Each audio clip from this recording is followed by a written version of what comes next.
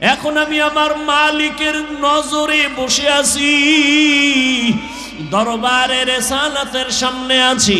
এখন আমার ছেলের চিন্তা নাই, মেয়ের চিন্তা নাই, বাড়ির চিন্তা নাই, গাড়ির চিন্তা নাই, টাকার চিন্তা নাই, ক্ষমতার চিন্তা নাই। এখন আমার চিন্তা, আমি একজনারে পাইছি, আমার নবী। আমি ওই নবীর হাত ধইরা আমার মালিকের একটু কেমনে দেখব, যেই নবীর চেহারা এত সুন্দর, একটা নজর নবীর চেহারা দিয়ে তাকাইলে পেটের ক্ষুধা থাকে না। মায়ার নবী এত সুন্দর, আমার মাওলায়ের এত সুন্দর কইরা বানাইছেন। ওই মালিক আমার আল্লাহ না জানি কত সুন্দর।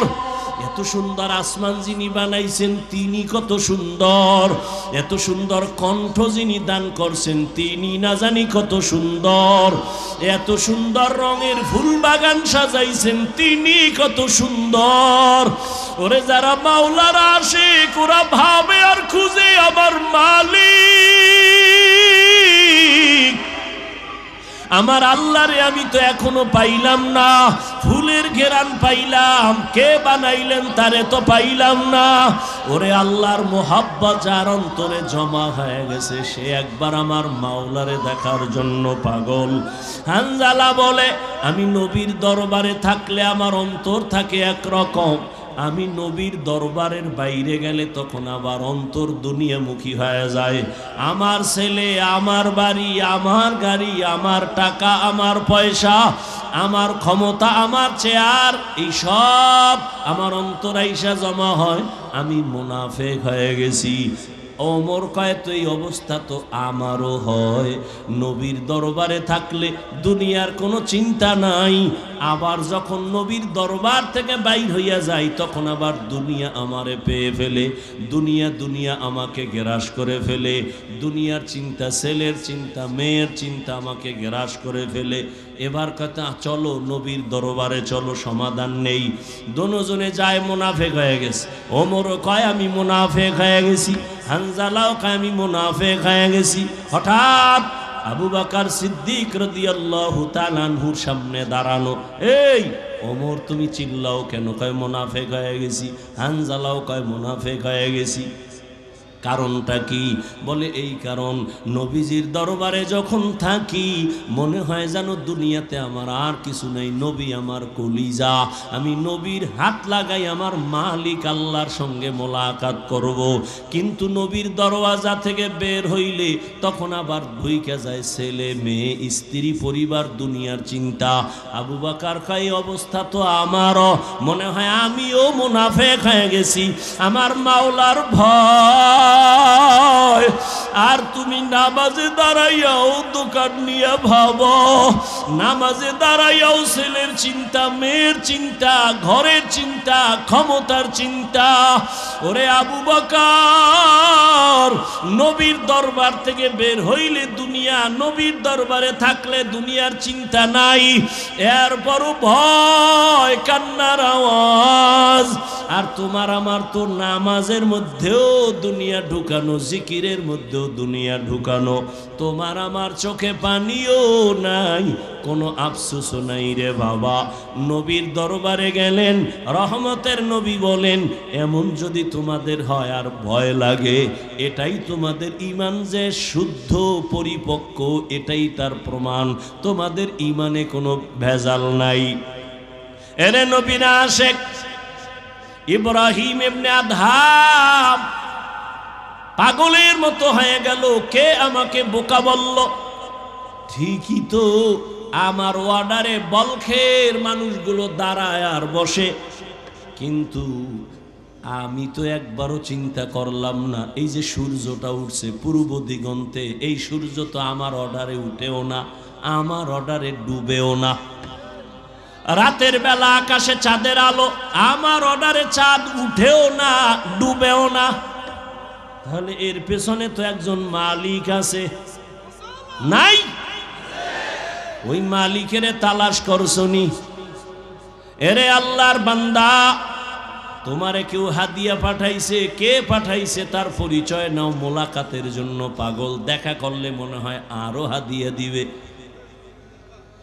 যেই মাওলায় তোমারে আমারে মানুষ বানাইছেন, কুকুর বানান নাই, শুকার বানান নাই, আবার আখিরি নবীর উম্মত বানাইছেন, এত সুন্দর জীবন আমাকে দান করছেন। আমার মতোই তো কত মানুষ, ওই যাও ডিআইটি মসজিদের বারান্দায় যাও, বাইতুল মুকাররমে জুমার দিন গিয়া দেখো, পাও নাই ভিক্ষা করে, দুইটা চোখের পাওয়ার নাই, বলে আমি অন্ধ, আমারে কিছু ভিক্ষা দাও। আমার মাওলায় যদি তোরে অন্ধ বানাইতেন রে যুবক, বল সারা রাত মোবাইলে নাচ গান কেমনে দেখতি? আমার মাওলায় যদি অন্ধ বানাইতেন, কে তোরে চক্ষু দান করত? আমার মাওলায় যদি তোরে বধির বানাইতেন, কে তোরে আর সুস্থ করত? কত মানুষ সুস্থ ছিল, হঠাৎ কইরা জ্বর আসছে, বিছানায় পড়ে একটা সাইট নষ্ট হয়ে গেছে, বিছানার থেকে এখন আর উঠতে পারে না, কণ্ঠ শেষ, জীবনটাই অর্ধেক হয়ে গেছে। এখন ছেলেও ভালো জানে না, মেয়েও ভালো জানে না। ও আমার ফতুল্লাহ এলাকার মুসলমান বাবারা, ও বৃদ্ধ বাবাজি, ও যুবক, একটু চিন্তা করো বাবা, আমরা নবীর আদর্শ মানতে গিয়া কই আমগো তো না খাইয়া কেউ মরি নাই, সম্মান কমে নাই, এখনো সময় আছে, তওবার দরজায় ফিরে আসো। আল্লাহ তাআলা বারবার ডাকে, আয়, কই যাবি বান্দা আয়, যেদিকেই যাবি জাহান্নাম ছাড়া আর কিছুই নাই। আমার দরজাটা শান্তির আর রহমতের দরজা, তওবা কর, জীবনের সব গুনাহ মাফ করে দিব। 5 বেলার নামাজ পড়ো, মা বাবার দোয়া নাও, বেয়াদবি করিও না, শিক্ষকের দোয়া নাও, বেয়াদবি করিও না, ওলামায়ে কেরামের পরামর্শ নিয়া নামাজ পড়ো, দাড়ি রাখো, মা বাবার দোয়া নিয়া চলো, চাকরি করো, ব্যবসা করো, হালাল ভাবে চলো, হারাম খাইও না, কারো হক নষ্ট করিও না, কারো উপরে জুলুম করিও না। যদি এমতো অবস্থায় তুমি নেক আমল নিয়া কবরে যাইতে পারো, তোমার কবর হবে জান্নাতের বাগান। আল্লাহ তাআলা আরামের বিছানা দিবেন ফেরেশতার মাধ্যমে ঘুমানোর জন্য। আর যদি বান্দা গুনার মজা পাইয়া গুনাহ করতে করতে করতে করতে আজরাইলের হাতে ধরা খাইয়াই যাও, আজরাইল যদি আইসা দেখে তোর কানের ভেতরে গানের তার লাগানো, তুই বিছানায় শুয়া শুয়া গানের তার কানে লাগাইয়া গান শুনতেছ, আজরাইল যদি এর মধ্যে আল্লাহ পাঠায় দেয়, অবস্থা কেমন তোমার খারাপ হয়ে যাবে। ঈমান নাই, কালেমাও তোমার জবানে আর আসবে না। নবী বলে, একটা জ্যান্ত ছাগলের চামড়া খুললে যেমন কষ্ট পায়, একটা গুনাহগার বেনামাজির রুহুটা যখন আজরাইল নেয়, সেই কষ্ট শুরু হয়ে যায়। আজরাইলকে দেখে এক হাত মাশরিকে আর এক হাত মাগরিবে, পা জমিনে মাথা আসমানে, চক্ষু দুইটা বড় বড়, এখানে দেখাই গুনাহগারের কলিজার মধ্যে কম্পন শুরু হয়ে যায়। আর যেই জাহান্নাম আল্লাহ বানাইছেন, ওই গুনাহগারেরা জাহান্নামের ছবিটা দেখায়া দেয়। ও আল্লাহর বান্দা, তুমি আমি তো মানুষের কাতারেই নাই, যারা মানুষ, ওই যে আবু বকরের কথা বলতেছিলাম, রহমতের নবী, যার কোনো গুনাহ নাই, তিনিও কান্না করতেছেন আল্লাহর আদালতের হালাতের কথা চিন্তা করিয়া। যারা হাঁটা চলা অবস্থায় সবসময় গবেষণা করে, আমাকে কে বানাইলেন, আমাকে কে দাঁড় করাইলেন, যিনি শক্তি দিছেন দাঁড়ানোর, ওই আল্লাহ যদি বসার শক্তি না দেয়, বসতে পারবো না। বসার পরে যদি দাঁড়ানোর শক্তি না দেয়, আমার আর দাঁড়ানো যাবে না। কদম একটা দিয়া সামনে কদম যদি দিতে না দেয়, আমার আর কদম দেওয়া চলবে না। জ্ঞানী যারা, এরা ভাববে আসমান কে বানাইলেন, একটা খুঁটি নাই, সামান্য একটা 3 খাডালের হ্যান্ডেল দুনিয়ার বাঁশগুলো দিয়ে খাড়া করছে। আর আল্লাহর এত বিশাল বড় আসমান, এখান থেকে 500 বছরের দূরত্ব প্রথম আসমান। এইভাবে একটা না 7টা আসমান আল্লাহ টানাইছেন। উপর দিয়ে কোনো রশিও নাই, নিচের থেকে কোনো খুঁটিও নাই, কোনোদিন নাড়াচাড়া করে না। এইভাবে বিনা খুঁটিতে এত সুন্দর নীল আকাশ কে টানায় রাখছেন? যারা জ্ঞানী তারা ভাবে এর পেছনে একজন মিস্ত্রি আছে, মালিক আছে। এই মালিকের এত চিনলাম না। বলখের বাদশাহ ইব্রাহিম ইবনে আদহাম মখমলের চাদরে আরামে ঘুমায়, হঠাৎ খবর শুনতেছে কে যেন ঠক ঠক করে আওয়াজ দেয় তার ঘুমের ছাদের উপরে, ঘুমের বিছানার উপরে। প্রহরীরে ডাক দিয়া বলে, কে আওয়াজ দিল? কয় দেখি না তো কেউ রে। কয় আমি তো শুনলাম হাঁটে, কোনো আওয়াজ নাই। কে এমন সুন্দর আওয়াজ দিয়ে আবার চলে গেল? একজনে গাইবি আওয়াজ দিয়ে কইতেছে, আমি আমার হারানো একটা ঘোড়া তালাশ করতে আইছি তোমার ছাদে। হারানো ঘোড়া কি ছাদে পাওয়া যায়? আল্লাহ আল্লাহদের একটা কথার মধ্যে অনেক কিছু ঢুকানো। আল্লাহ হেদায়েতের দরজা খুলতেছেন তো একটা বাহানা, একটা কৌশল অবলম্বন করছে। কাই বোকা, ছাদের উপর কি ঘোড়া পাওয়া যায়নি? বোকা তো তুমি। বলখের বাদশাহ ইব্রাহিম ইবনে আদহাম চমকে উঠে বসে গেলেন। এত বড় দুঃসাহস কার যে আমাকে বোকা বলল? এত বিশাল রাষ্ট্রের আমি মালিক, আমার কথায় পুরো দেশ চলে, আমাকে বোকা বলল কেন? বোকা বইলা কয়, আমি বোকা না তুমি বোকা। আমি যদি ছাদের উপরে ঘোড়া না পাই, তুমিও সুন্দর মখমলের বিছানায় ঘুমাইয়া তোমার মালিকের পাইবা না। ইনজেকশন একটা দিয়া নাই, ভিতরে জ্বালা শুরু হয়ে গেছে। এখন কয়, আমার আসলে কে এরকম আওয়াজটা দিল? আওয়াজ তো দিছে আমার জীবনের মধ্যে একটা ধাক্কা দিয়ে ফেলছে। ভাবতেছে, জ্ঞানী মানুষ তো ভাবতেছে, ভাবতে ভাবতে ভাবতে ভাবতে মানুষ জমিনে বসে ভাবতে ভাবতে খালি উপরে উঠে, উঠতে উঠতে উঠতে উঠতে মহাশূন্যের উপরে চলে যায়। ভাবার দ্বারা মানুষ অনেক উপরে চলে যায়।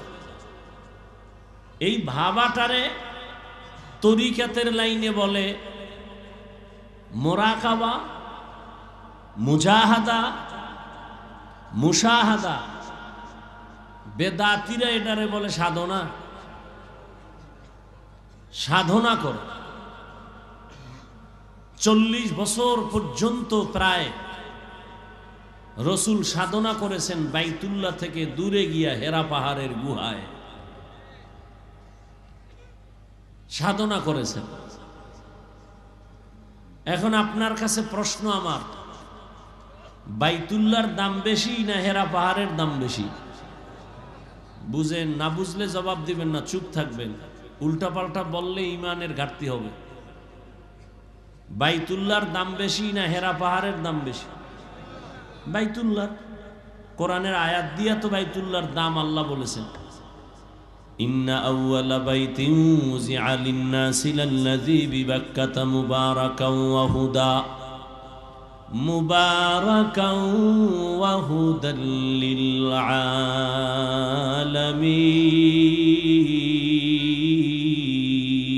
আলামিন। আল্লাহ বলেন, আমি জমিনটা বানাইয়া কোনো কিছুই বানাই না, একটা ঘর বানাইছি বাইতুল্লাহ। মক্কা নগরীর মধ্যে ঘর আমি আল্লাহ হেদায়াতের জন্য বানাইছি, ইবাদতের জন্য বানাইছি। এই ঘর হেদায়াতের ঘর, এটা এমন এক দামি ঘর যেই ঘরের দিকে শুধু তাকায় থাকবে অনবরত সওয়াব লেখা হবে। এটা এমন একটা ঘর, আপনাদের ফতুল্লা এলাকায় মসজিদগুলো কার ঘর? জমিনের সব মসজিদগুলো আমার আল্লাহর ঘর। তবে বাইতুল্লাহর মতো একটারও মর্যাদা নাই। বলে কেমন মর্যাদা? বলে বাইতুল্লাহর এরিয়ার মধ্যে কোনো আশিক যদি একবার বলে লাব্বাইক, 1,00,000 বার লাব্বাইক বলার সওয়াব আল্লাহ দান করবে। বাইতুল্লাহর এরিয়ার মধ্যে বসে যদি একবার বলে আল্লাহ, 1,00,000 বার আল্লাহ বলার সওয়াব বান্দা পেয়ে যাবে। বাইতুল্লাহর এরিয়ার মধ্যে যদি একটা সেজদা করে আশিক, একটা সেজদার বরকতে 1,00,000 সেজদার সওয়াব পেয়ে যাবে। এরকম সওয়াব আর কোন মসজিদে আছে? এই পরিমাণ নাই। মদিনার মসজিদে আছে, নববী, মসজিদে নববী। বাইতুল মাকদিসের মধ্যেও বড় সওয়াব, কিন্তু বাইতুল্লাহর সমান না। সবই তো আল্লাহর ঘর, কিন্তু বাইতুল্লাহর সমান ঘর তো সব ঘর না। ফতুল্লাহর এই মাঠে সবাই তো মানুষ, কিন্তু সবাই আল্লাহর আদালতে জ্ঞানী মানুষ না। আল্লাহর আদালতে জ্ঞানী হওয়ার জন্য মেট্রিক বিএ পাশ করা লাগে না, মাওলানা মুফতি হওয়া লাগে না, পীর হওয়া লাগে না। আমার মাওলার আদালতে জ্ঞানী হওয়ার জন্য আমার মাওলারে চিনা লাগে, আমার মাওলার সাথে গভীর সম্পর্ক করা লাগবে। এরে যুবক, বয়ান তো তুমিও কম জানো না। নামাজ পড়া ফরজ, পর্দা করা ফরজ, মা বাবার খেদমত করা ফরজ, সবই তো জানো, করো না কেন? মিথ্যা বলা হারাম, গালি দেওয়া হারাম, গীবত করা হারাম, নামাজ ছাড়া হারাম, বেপরদায় চলা হারাম, নাচ দেখা হারাম, গান শোনাও হারাম, কাউকে হত্যা করা হারাম, চুরি করা হারাম, দুর্নীতি করা হারাম, জুলুম করা হারাম। সব এখানে এমন একটা মানুষ নেই যে জানে না। এরপরেও কেন করো না? তুমিও মুসলমান, আমিও মুসলমান। তোমার আল্লাহ আমার আল্লাহ এক, তোমার নবী আমার নবী এক, তোমার কাবা আমার কাবা এক, তোমার আমার কোরআন এক, তোমার আমার কালেমা এক, ধর্ম এক। অথচ তোমারে পাও ধইরা ধইরা আল্লাহর বান্দা উলামায়ে কেরামরা বুঝাইতেছেন। তাবলীগওয়ালাদের মেহনত, পীর সাহেবদের মেহনত, উলামায়ে কেরাম, খতিব সাহেবদের মেহনত, পাও ধরে ধরে তোমারে বুঝায়। এরপরও কেন বান্দা তুমি নামাজ পড়ো না? কেন তুমি পর্দা করো না? হালাল ভাবে চলো না? এর একটাই মাত্র কারণ, তুমি কারে সেজদা দিবা তার প্রতি তোমার মায়া এখনো হয় নাই। আর মায়া না হওয়ার কারণ, তাকে এখনো তুমি চিনো না। টুপি খুলতে চাই না, লজ্জা। আর তুমি কেমন মুসলমান যে টুপি মাথায় দিতে চাও না, লজ্জা। আমি দাড়ি কাটতে চাই না, লজ্জা। তুমি কেমন মুসলমান দাড়ি রাখতে চাও না, লজ্জা। আমি মসজিদে না ঢুকলে লজ্জা পাই, তুমি মসজিদে ঢুকতে গেলে লজ্জা পাও। আমি পর্দা না করলে লজ্জা পাই, তুমি পর্দা করতে গেলে লজ্জা পাও। ওরে আমিও তো তোমার মতো একটা মানুষ, আমি তো তোমার মতো রাত কাটাই, দিন কাটাই, 3 বেলা খাই। ও আল্লাহর বান্দারা, এই জমিনের হাওয়া বাতাস সূর্যের আলোতে তুমিও বড় হয়েছো, আমিও হয়েছি। ও আল্লাহর বান্দা বলো, আল্লাহ আকল দিছে, একটু আগেও বলছি, কুকুর শুয়ারের দেয় না, মানুষের দিছে। একটু বলো, তোমরা নবীর তরিকা আল্লাহরে বাদ দিয়া বলো কত উপরে উঠছো। আর আমরা যারা নবীর মোহাব্বতে আল্লাহ পাওয়ার জন্য দাড়ি রাখলাম, টুপি পরলাম, নামাজ পড়ি, পর্দা করি, হালাল খাই, বুঝাবার জন্য বলি, অহংকারী করি না রে বাবা। বলো আমরা কত নিচে নামছি। তুমি বলতে পারবা না, সেই শক্তি তোমার জবানে নাই, অন্তরে নাই। আমি বলি শোনো,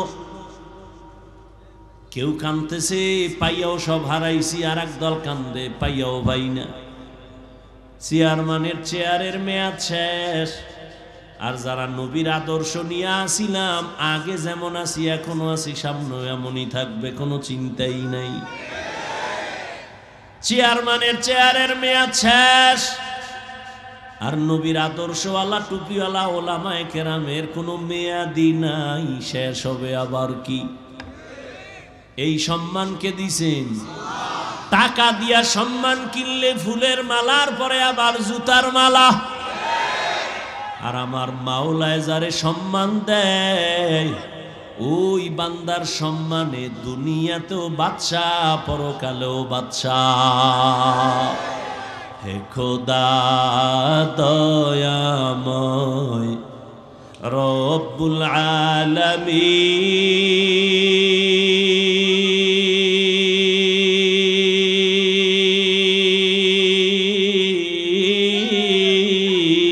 আলামিন, জীবনে মরণে ভয় কি হবে সেই দিন। হে খোদা ধরাতে আসিয়াজি বড়ই অসহায়,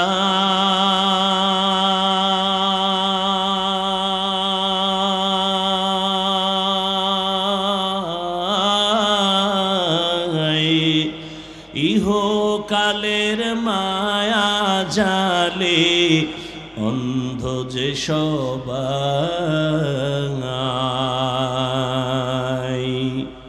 দাও হেদায়াত মুক্তি দাতা গফুরুর রহিম।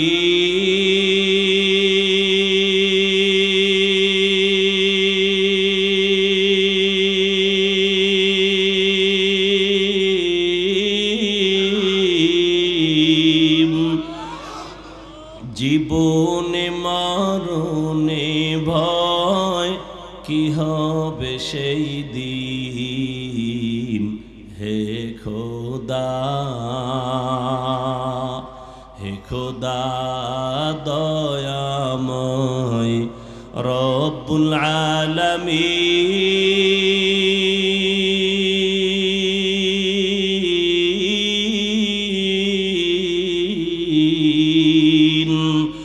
জীবনে মরণে ভয় কি হবে সেই দিন। হে খোদা, এই চিন্তা করতে করতে আবু বকর জীবন কাটায় দিলেন। মরণে আমার কি উপায় হবে? পরশুদিন হাদিস দেখলাম রহমতের নবী ইস্তেনজায় ঢুকছেন। ইস্তেনজা চিনেননি? এও তো অনেকে চিনে, বাংলায় খাওয়া লাগবো না। রহমতের নবী হাজত ছাড়তে ঢুকলেন, বাথরুমে গেলেন। নবী বাথরুম থেকে বের হইয়া দ্রুত তায়াম্মুম করতেছেন মাটি দিয়া। কি করেন? তায়াম্মুম করতেছেন রহমতের নবী। সাহাবী ডাক দিয়ে বলেন, ইয়া রাসূলুল্লাহ, ওই যে পানি দেখা যায়, পানি দেখলে তো তায়াম্মুমের আর দরকার কি? ওখানে যাইয়া ওযু করে নিবেন। রহমতের নবী বলে, রে সাহাবী, আমি যে বাথরুম থেকে বের হইছি ওই পানি পর্যন্ত যাওয়ার আমার কোনো গ্যারান্টি নাই। আমি এই জন্য তাড়াতাড়ি অজু বানাবো, পানি পাবো, তারপরে অজু বানাবো। ওই পর্যন্ত পৌঁছতে পারবো কিনা গ্যারান্টি নাই। এর মধ্যে না জানি আবার আজরাইল এসে হাজির হয়ে যায়। আজরাইল যদি আইসা হাজির হয়, আমার তো আর পানি পর্যন্ত যাওয়ার সুযোগ হবে না। চোখের সামনে দেখো লাশ আর লাশ। জানাজা পড়লি, লাশ কবরে দাফন করলি, আর পর নিজের লাশের চিন্তা করলি না। কত মা সন্তান হারায় কাঁদে, আমারে কে আম্মু বলে আর ডাক দিবে? মা সন্তান হারায় কাঁদে, আমি কাকে আম্মু বলে ডাক দিব? এরে আল্লাহর বান্দা, ভাই ভাই হারায় কান্না করতেছে, স্ত্রী স্বামী হারায় কাঁদে, স্বামী স্ত্রী হারায় কাঁদে। ও আল্লাহর বান্দা, এই কান্না তো তুমি কাঁদো না, তবে লেখা রাখো তোমার ঘরেও কিন্তু কান্না আসতেছে। এমন কান্না শুরু হবে আর কান্না শেষ হবে না। ও আল্লাহর বান্দারা, এত বয়ান জানো শুনো, এরপরও কেন মানো না রে বাবা? এর একমাত্র কারণ আমার মালিকের দরবারে যে যাওয়া লাগবে, দাঁড়ানো লাগবে, হিসাব দেওয়া লাগবে, সে চিন্তাই নাই। এই চিন্তায় যারে ধইরা ফালাইছি, ওই বান্দার দিকে তাকাইলি দেখবা চোখের কোঠায় পানি। কিও ভাই, তোমার চোখে পানি কেন? বলে আমি মালিকের আদালতে কেমনে দাঁড়াইয়া জবাব দিব। রহমতের নবী আম্মা জান আয়েশার হুজরায় ঘুমায়। হঠাৎ নবী বলেন, আমি যদি ঘুমাই আমার চোখ বন্ধ থাকলে আমার অন্তর ঘুমায় না। হঠাৎ আমি কানের মধ্যে শুনি কে যেন আমার মাথার পার্শ্বে মসজিদে নববীতে কান্না করে রাতের গভীর। আমি উঠলাম, উঠা আমি বের হইয়া তাকায় দেখি রাতের গভীরে নামাজে দাঁড়ায়া কে কান্না করে।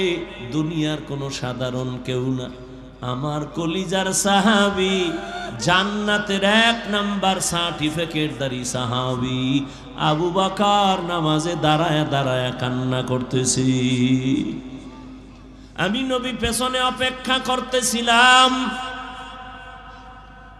নামাজ শেষে জিজ্ঞাসা করলাম, ও আবু বকর, আপনি নামাজে দাঁড়ায় কান্না করেন কেন?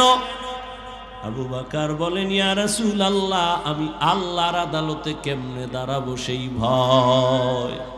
হর কে দারদ খৌফে হক দর দিল মাদাম, জন্নতুল মাওয়া দেহদ রামাকাম, জুজবা হক চি জে মখাজ ইনসুজা ফজলে উআ মস্তে দর জুমলা জাহা। এই আল্লাহর ভয়, আল্লাহর আদালতে দাঁড়ায় হিসাব দেওয়ার ভয়টা অন্তরে ঢুকানোর জন্য লাগবে একজন আল্লাহওয়ালার নেক নজর। এজন্য আল্লাহ বলেন, ইয়া আইয়ুহাল্লাযীনা আমানুত্তাকুল্লাহা হাক্কা তুকাতি, ও মুমিনেরা আল্লাহকে ভয় করো হক আদায় করে। ওয়ালা তামুতুন্না ইল্লা ওয়া আনতুম মুসলিমুন। মুসলমান না হইয়া মরিও না, সাবধান। নবী বলেন, আলা কুল্লুকুম রাইন ওয়া কুল্লুকুম মাসউলুন আন রাইয়াতিহি। এই উঠেকা মোনাজাত দিয়ে দিমু। মাওলায় যদি বাড়ি না নেয় কেমনে আগে বাড়ি যাবা? মাওলায় না নিলে পারবা? একজনে 1.5 ঘন্টা আগে উঠে গেছে, তাড়াতাড়ি বাড়ি যাইব, আর একজনে মোনাজাত দিয়া কান্নাকাটি কইরে এরপরে রওনা হইছে বাড়ি যাব। ওই ঘটনা আছে না, সুলতান মাহমুদ গজনবীর ঘটনা, আয়াজের ঘটনা, এক ধনী বড় টাকাওয়ালা আর মালিক আর গোলামের ঘটনা। মালিক আর গোলাম বাড়ি যায়, হঠাৎ মালিকের কয়, গোলাম স্যার একটু দাঁড়ান, আমার একটু জরুরত আছে। কয় দাঁড়াই নাম। ঢুইকা গেছে মসজিদে, মসজিদে গিয়া সেজদায় যাইয়া কান্দে। মালিক অপেক্ষা করে, আয় না কেন?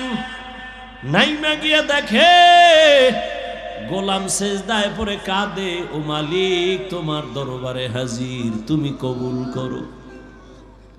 দীর্ঘ টাইম অপেক্ষা কইরা গোলাম যখন বের হইতেছে, মালিক কয় এত দেরি কেন করলা? কয় যেই মালিক তোমারে মসজিদে ঢুকায় না, ওই মালিক আমারে যেন কেমন বের হইতে দেয় না। মাছ পানি ছাড়া ভাল লাগে না।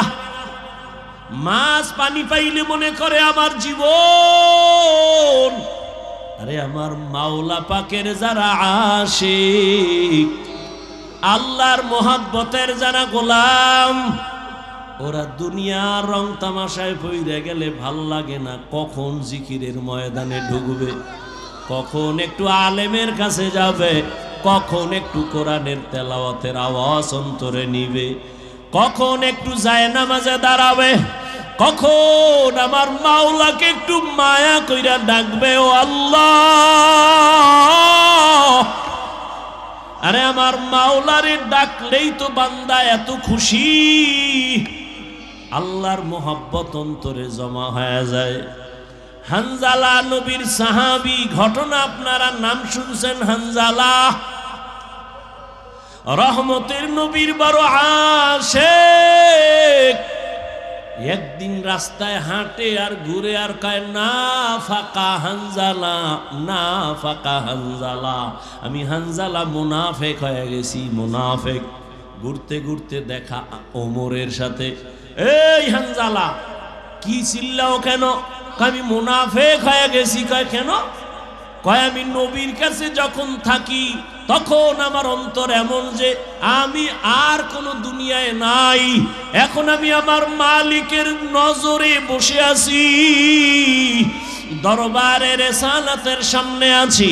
এখন আমার ছেলের চিন্তা নাই, মেয়ের চিন্তা নাই, বাড়ির চিন্তা নাই, গাড়ির চিন্তা নাই, টাকার চিন্তা নাই, ক্ষমতার চিন্তা নাই। এখন আমার চিন্তা, আমি একজনারে পাইছি, আমার নবী। আমি ওই নবীর হাত ধরে আমার মালিকের একটু কেমনে দেখবো, যেই নবীর চেহারা এত সুন্দর, একটা নজর নবীর চেহারা দিয়ে তাকাইলে পেটের ক্ষুধা থাকে না। মায়ার নবী এত সুন্দর, আমার মাওলায়ের এত সুন্দর কইরা বানাইছেন, ওই মালিক আমার আল্লাহ না জানি কত সুন্দর।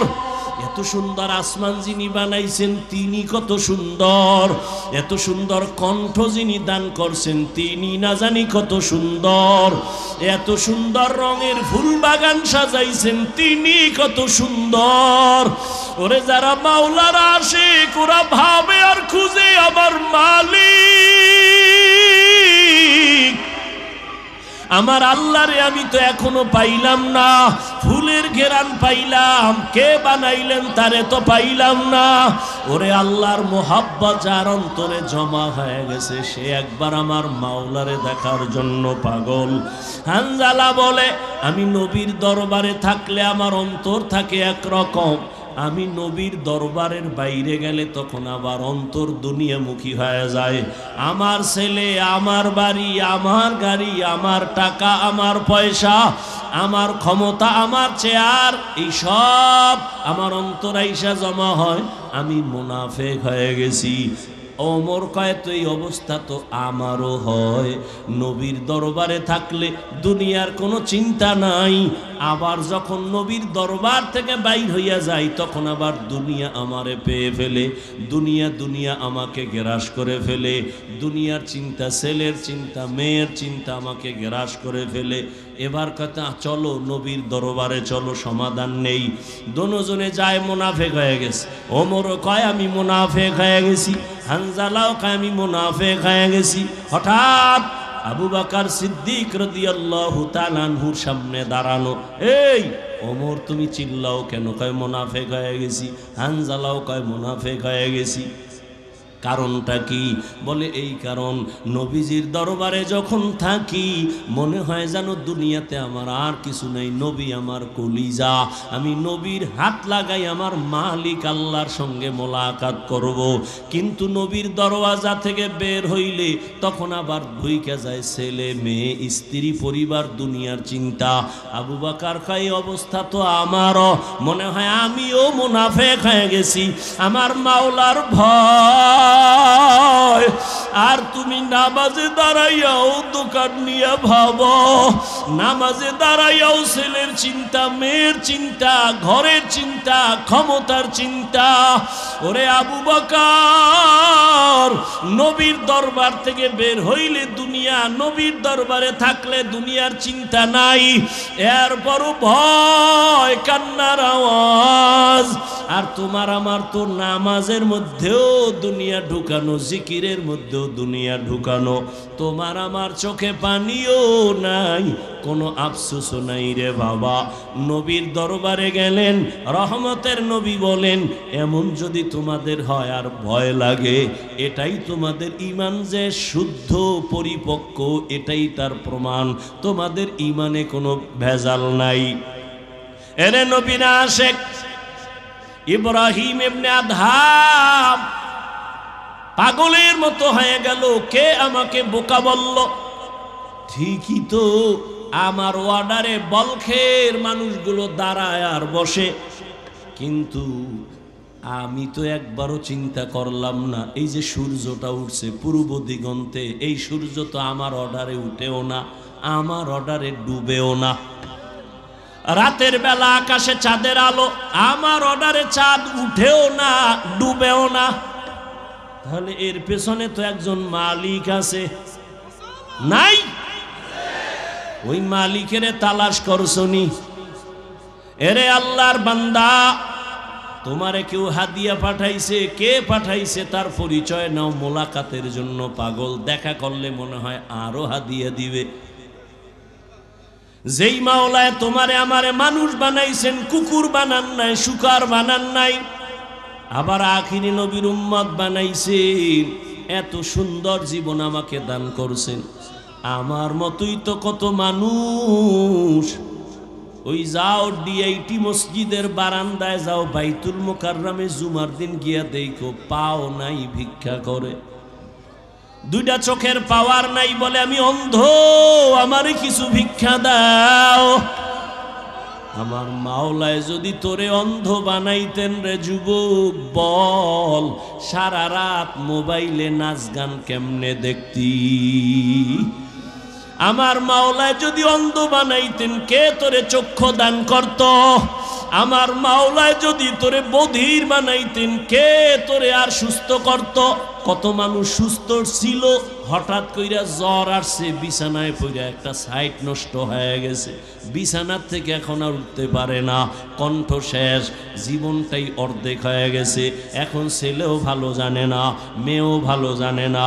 ও আমার ফতুল্লাহ এলাকার মুসলমান বাবারা, ও বৃদ্ধ বাবাজি, ও যুবক, একটু চিন্তা করো বাবা, আমরা নবীর আদর্শ মানতে গিয়া কই আমগো তো না খাইয়া কেউ মরি নাই, সম্মান কমে নাই।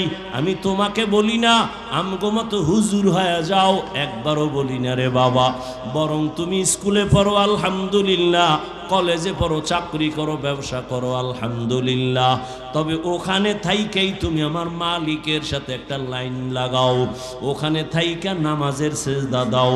চাকরি করিয়াও কি তোমার মতো নামাজি নাই?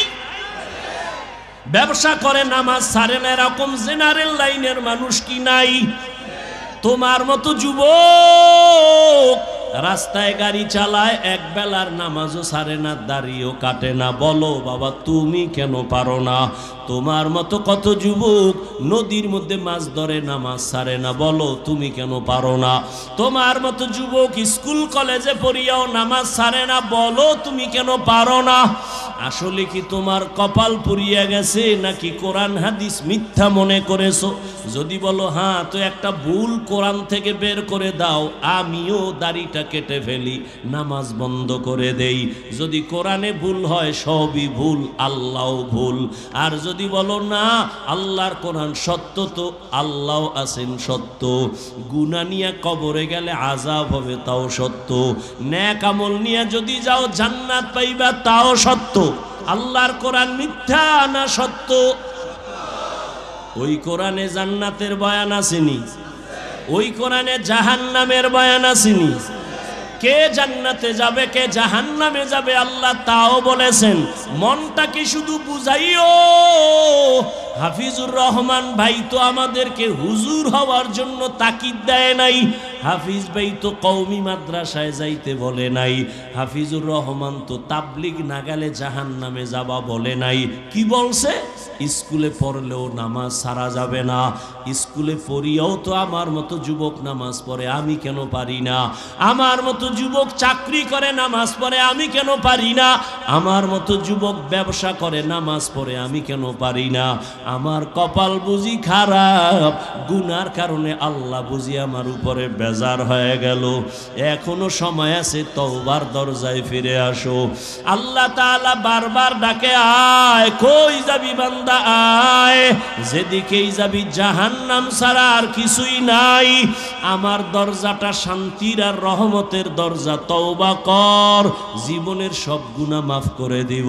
5 বেলার নামাজ পড়ো, মা বাবার দোয়া নাও, বেয়াদবি করিও না, শিক্ষকের দোয়া নাও, বেয়াদবি করিও না, ওলামায়ে কেরামের পরামর্শ নিয়ে নামাজ পড়ো, দাড়ি রাখো, মা বাবার দোয়া নিয়ে চলো, চাকরি করো, ব্যবসা করো, হালাল ভাবে চলো, হারাম খাইও না, কারো হক নষ্ট করিও না, কারো উপরে জুলুম করিও না।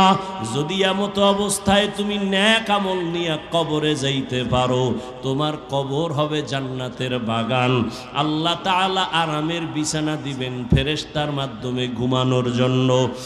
আর যদি বান্দা গুনার মজা পাইয়া গুনাহ করতে করতে করতে করতে আজরাইলের হাতে ধরা খাইয়াই যাও, আজরাইল যদি আইসা দেখে তোর কানের ভেতরে গানের তার লাগানো, তুই বিছানায় শুয়া শুয়া গানের তার কানে লাগাইয়া গান শুনতেছো, আজরাইল যদি এর মধ্যে আল্লাহ পাঠায় দেয়, অবস্থা কেমন তোমার খারাপ হয়ে যাবে।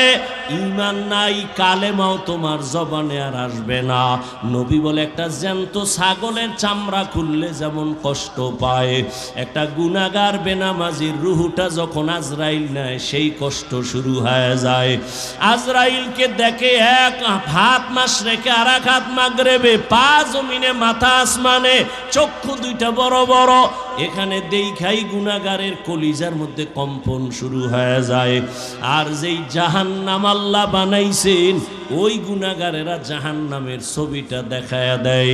ও আল্লাহর বান্দা, তুমি আমি তো মানুষের কাতারেই নাই, যারা মানুষ, ওই যে আবু বকরের কথা বলতেছিলাম, রহমতের নবী, যার কোনো গুনাহ নাই, তিনিও কান্না করতেছেন আল্লাহর আদালতের হালাতের কথা চিন্তা করিয়া।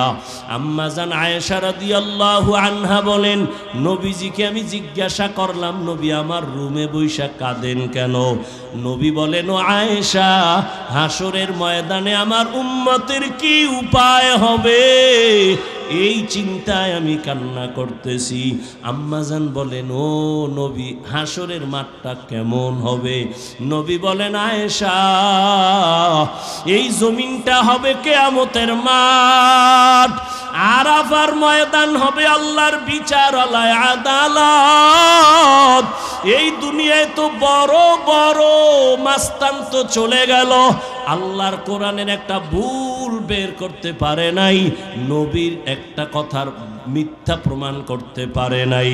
আল্লাহর নবী বলেন, ওই হাদিস এখনো আছে, কোরআন এখনো আছে। আম্মা জান আয়েশাকে নবী বলেন, কিয়ামতের ময়দান এমন এক অবস্থা হবে, পুরা জমিনটা সমান হবে। সূর্যটা এখন তো বিজ্ঞানীরা বলে জমিন থেকে 9,30,00,000 মাইল উপরে।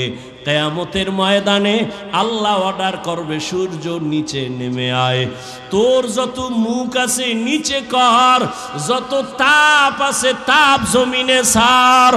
সূর্যের তাপে জমিনটা পুরিয়া তামা হয়ে যাবে। স্বর্ণ হবে না কেন? জমিনটা পুরিয়া রূপা হবে না কেন? পিতল হবে না কেন?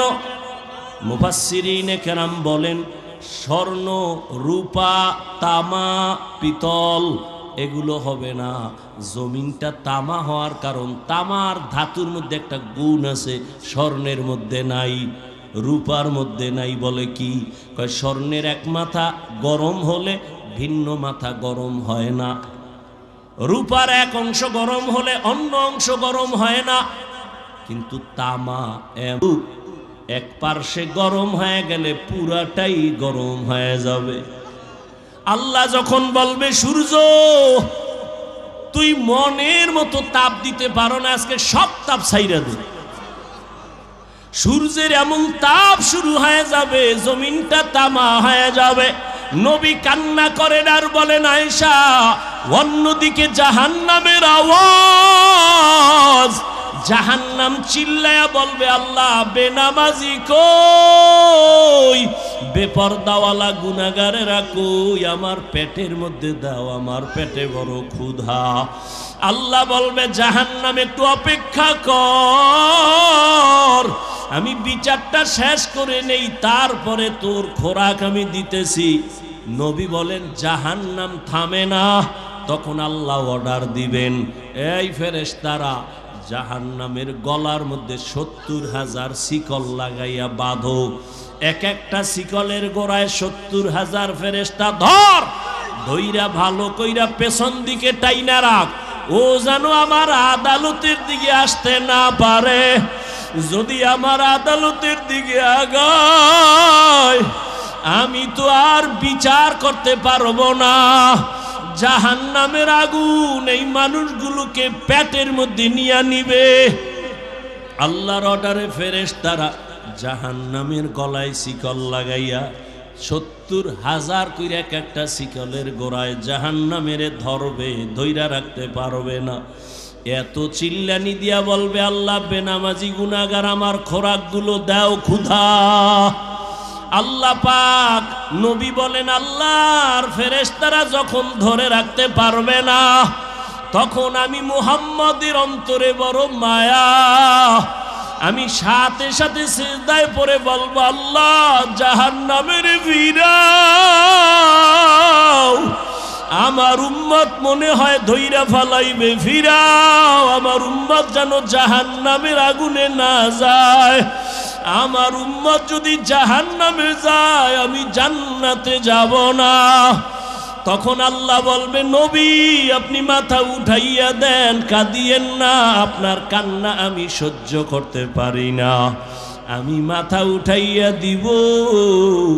আল্লাহ পাক দেখে জাহান্নাম এখনো দাঁড়ায় না, শিকলেও ধরে রাখতে পারে না। তখন আল্লাহ আমার সান্ত্বনার জন্য একটু কুদরতি হাতের পানি ফেরেশতারে দিয়া বলবে, জাহান্নামের গায়ে ছিটায়া দাও।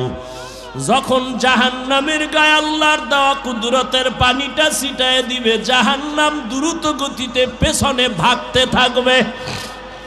ফেরেশতারা বলবেন, আল্লাহ এতক্ষণ আমরা 70,000 শিকল লাগাইয়া যেই জাহান্নামের ধরে রাখতে পারি না, তুমি এমন কি বরকতের পানি দিছো যে জাহান্নাম এখন নিজে নিজে পেছনে দৌড়ায় ভাগতেছে? কারণ কি? এটা কি জমজমের বরকতি পানি? না কি এটা কাউসারের পানি? না এটা কি আবে হায়াতের পানি? না এটা দুনিয়ার বরকতের কোনো পানি? না তোমার বৃষ্টির পানি? না কোনো সমুদ্রের পানি? আল্লাহ বলবে, ফেরেশতা এই পানি জমজমের পানিও না, কাউসারের পানিও না, এই পানি আবে হায়াতের পানিও না, এই পানি দুনিয়ার কোনো সমুদ্রের পানি না, বৃষ্টির পানি না। আল্লাহ বলবেন, আমার মায়ার নবীর গুনাহগার উম্মতের চোখের পানি।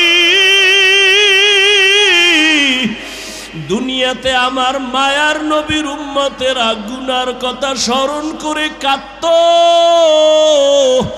মানুষ যখন ঘুমায়া যাইতো, আমার আশিকের কান্না শুরু হয়ে যাইতো। গভীর রাতে সিজদায় পড়ে বলতো, দয়ার মালিক আমার মতো গুনাহগার এই জমিনে আর কেউ নাই। গুনার কারণে আমার হাত না পাক, আমার চোখ না পাক, আমার জিহ্বা না পাক, আমার অন্তর না পাক।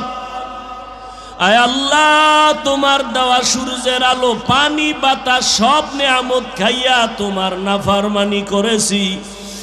আজ আমি গুনার কারণে মনে হয় আমার জাহান্নাম ছাড়া উপায় নাই। আমার গুনার খবর আমার মাও জানে না, বাবাও জানে না, ভাই বোন স্ত্রী পরিবারের কেউ জানে না। আমার গুনার খবর আমার মা বাবায় যদি জানতো, লাথি মেরে ঘর থেকে বের করে দিত।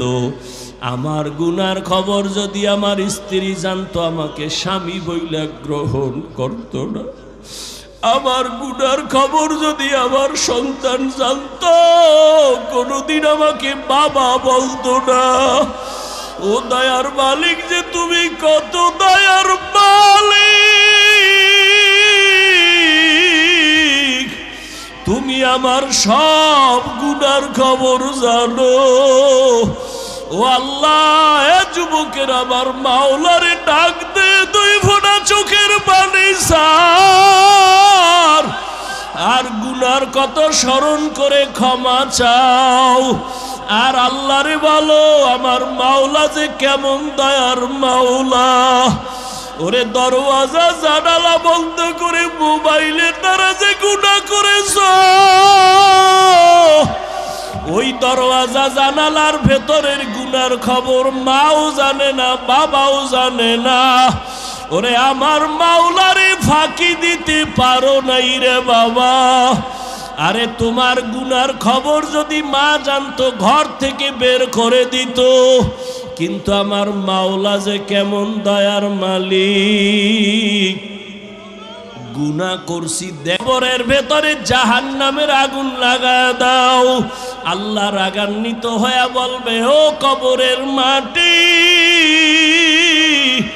এই গুনাহগারের 2 পার্শ্ব থেকে জোরে জোরে চাপ দাও। এমন জোরে 2 পার্শ্বের মাটি চাপ দিবে, সহ্য করতে পারবি নি রে যুবক। একটা মশার কামড় সইতে পারো না, বেতের বাড়ি সইতে পারো না, সূর্যের গরম সহ্য করতে পারো না। গুনাহ নিয়ে কবরে গেলে কেমনে মাটির চাপ সহ্য করবা?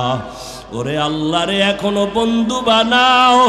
আল্লাহর খাঁটি ওলি আল্লাহ যারা, উলামায়ে কেরামদের বন্ধু বানাও। এখনো সময় আছে, তওবা করো আর আল্লাহকে বলো, মাওলা গুনাহ আর করবো না, নামাজ ছাড়বো না, বেপরদায় চলবো না, দাড়ি কাটবো না। আমার মাওলার আযাব বড় কঠিন।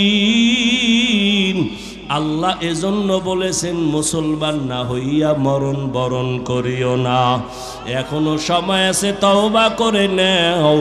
স্কুলে পড়ো, কলেজে পড়ো, চাকরি করো, ব্যবসা করো, তওবা করো আর নামাজ ছাড়বা না, দাড়ি কাটবা না, বেপরদায় চলবা না।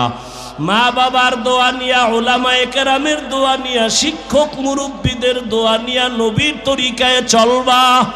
আল্লাহর কাছে 2 ফোঁটা চোখের পানি ছেড়ে দাও। যদি কান্না না আসে, মনে করিও গুনার কারণে দিলটা পাথর হয়ে গেছে, আল্লাহ বেজার হয়ে গেছে। এখনো সময় আছে, আল্লাহকে বলো, আল্লাহ দিলটা নরম বানায়া দাও। ওরে ডানে বামে দেখো, তোমার মতো কত গোলামের চোখে পানি।